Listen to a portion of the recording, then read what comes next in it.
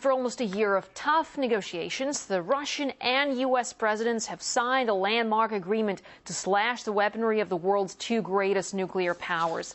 The deal, cemented in Prague, cuts their atomic arsenals by a third, bringing them to their lowest levels in 50 years. The leaders labeled the pact historic and expressed hope that it will help stop the spread of nuclear arms around the world. And President Medvedev also hailed the signing as a win-win deal that launches a new chapter of cooperation between the two countries. But he also confirmed that Russia could opt out of the agreement if American defense systems threaten its security. The new treaty now has to be ratified by the Russian and U.S. legislatures. Well, for more on the implications of this agreement, I'm joined by Dr. Natalia Narochnitskaya, who's president of the Historical Perspective Foundation think tank here in Moscow. Natalia, thanks very much for being with us here. Now, how do you think this treaty will go down in history, considering there'll be still enough nuclear weapons to destroy humanity several times over?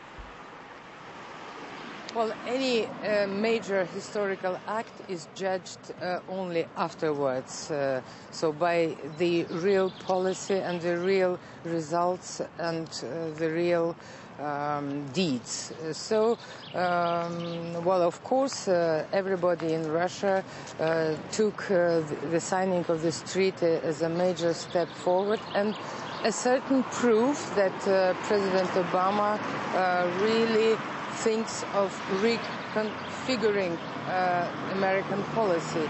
And to me, it was rather surprising that the majority of expert community in Russia took it quite positively, because within Russian political circles, there was much less euphoria about Obama's new policy compared to, for example, a European attitude, because they just dreamt probably that a new American president will renew moral foundations of American ambitions, so that would make their love for America again legitimate and also moral, because it certainly has become in recent decade mauvais ton to be pro-American in Europe after the Bush administration. So this treaty certainly is a source of certain hope.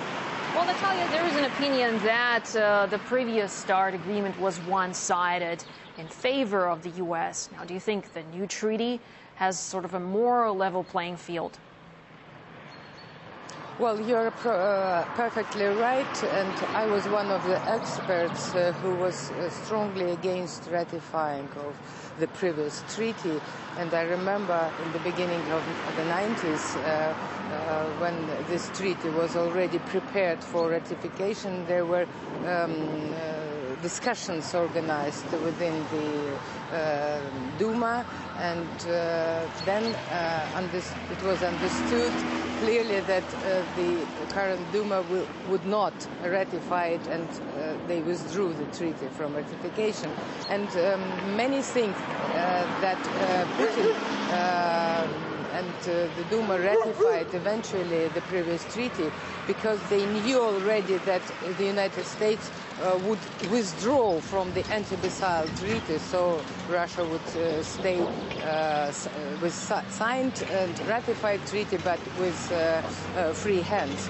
But now, of course, I heard many experts, even very critical traditionally with regard to the American policy, that this treaty was remarkable because the Americans sort of agreed to take into account all Russian anxieties and, well, certainly not all, but the significant amount of our spheres of interest, and it is considered well balanced as far as it could be. Okay, well, Natalia, unfortunately, that's all we have the time for at this point. Natalia Narochnitskaya, president of the Historical Perspective Foundation think tank. Thanks for being here with us on the program.